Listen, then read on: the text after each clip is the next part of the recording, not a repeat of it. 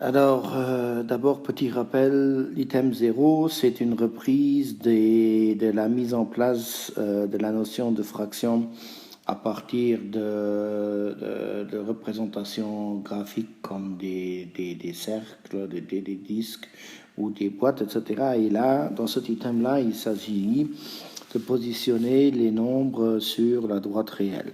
Alors, la réflexion est la suivante. Lorsque j'ai une boîte, lorsque je la partage en deux parties égales, alors l'une des deux parties représente la moitié de cette boîte-là. Dans ce cadre-là, le nombre 1,5, on va l'obtenir en prenant l'unité et en subdivisant l'unité en deux parties égales. Donc à ce moment-là, j'ai deux parties égales et le nombre 1,5 se situe à la fin de cette première partie égale, donc il est situé à mi-distance entre 0 et 1 et il représente 1,5. De même, le nombre 1 tiers, il vient de la subdivision en trois parties égales et en plaçant 1 tiers ici.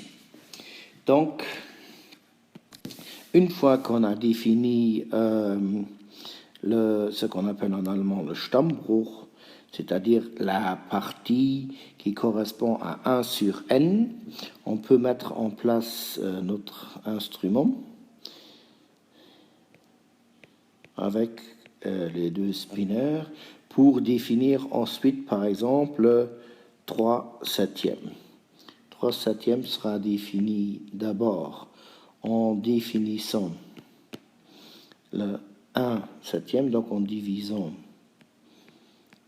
en 7 parties égales. Ensuite, donc chaque partie représente 1 septième. Donc 2 parties consécutives représentent 2 septièmes et 3 parties 3 septièmes. Ce qui est 5, 6 septièmes, etc.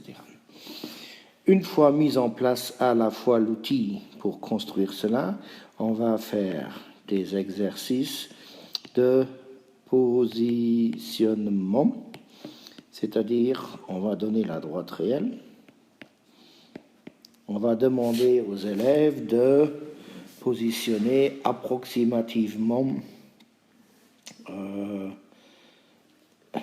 cette. Ah oui, il faudra rajouter ici un exemple qui va dépasser le 1, donc par exemple 11 cinquièmes, pour montrer que ça fait, après que ça dépasse le 2. Donc, on va demander à l'élève de positionner 7 cinquièmes approximativement. Voilà, et ensuite il va prendre l'outil, il va subdiviser en 5 parties égales et ensuite il va prendre 7 de ces parties-là pour positionner le nombre sur la droite réelle. Et si ce nombre est dans le paramétrage du bon résultat, ce sera un point de gagné.